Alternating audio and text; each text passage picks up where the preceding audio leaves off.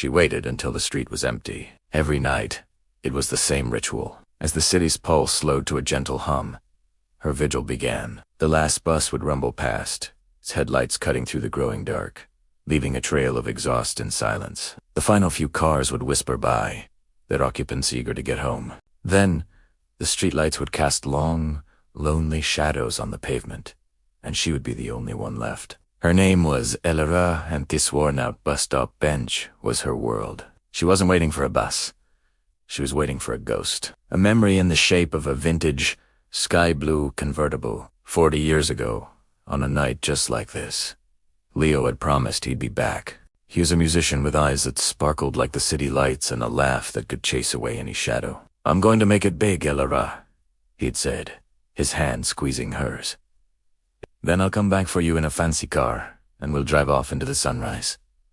Just wait for me right here, so say white." At first, her heart was full of giddy anticipation. Every approaching engine made her breath catch. She'd smooth her dress, a hopeful smile playing on her lips. Weeks turned into months.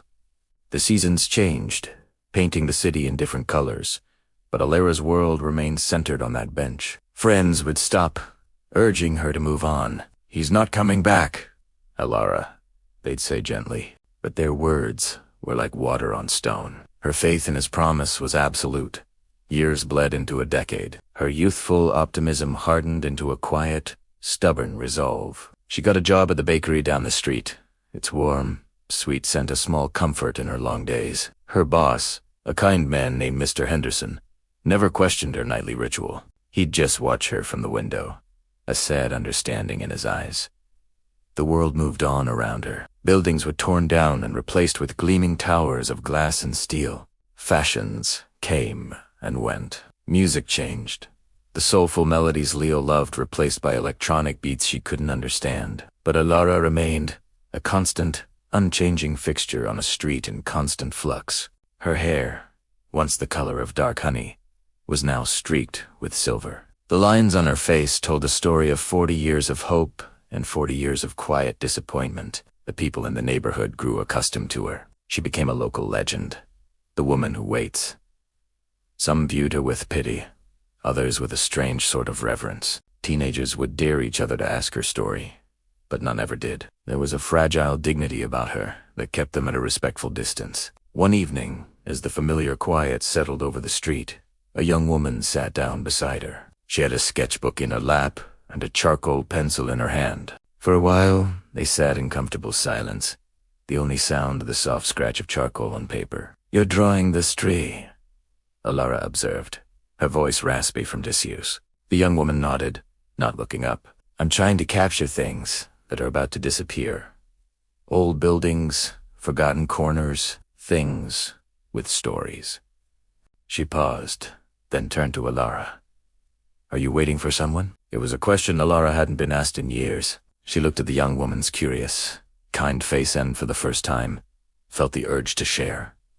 She told her everything about Leo's laugh, the color of his car, the weight of his promise. The young woman listened, her pencil still. When Elera finished, her voice was thick with unshed tears. The artist, whose name was Chloe, simply said, "He made you a promise, and you've kept your end of it. That's a beautiful story." The next night, Chloe was there again, and the night after that. She would sketch while Elera kept her watch. They talked about art, about the changing city, about dreams. Chloe never told Elera to give up her weight. Instead, she helped her see the world beyond the bench. She pointed out the patterns in the brickwork of the old bakery, the way the moonlight danced on a puddle after the rain, the determined little flower growing in a crack in the sidewalk. One night, Chloe arrived with a large, flat package wrapped in brown paper. "I have something for you," she said, her eyes shining.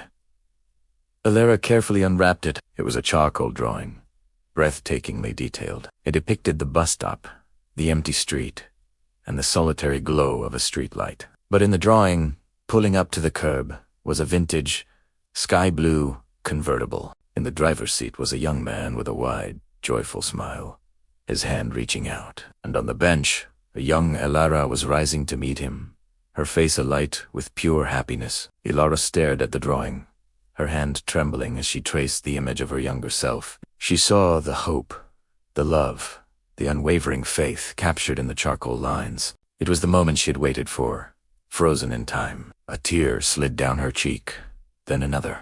But these weren't tears of sorrow. They were tears of release. Chloe had given her not just a picture, but permission. Permission to finally let the past be a beautiful story instead of an endless vigil. That night, for the first time in 40 years, Alara didn't wait until the street was empty. She held a drawing close to her chest, stood up from the bench, and took a deep breath of the cool night air. She looked down the long, empty road one last time, not with longing, but with a sense of peace. The promise had been kept, not by Leo, but by a kind stranger who saw the beauty in her story. She turned and walked away from the bus stop, each step lighter than the last, heading not toward a sunrise in a fancy car, but toward a new day, all her own. Her wait was finally over. The ride that never came had, in its own way, brought her exactly where she needed to be. Thank you for watching. If this story touched you, please like and subscribe for more.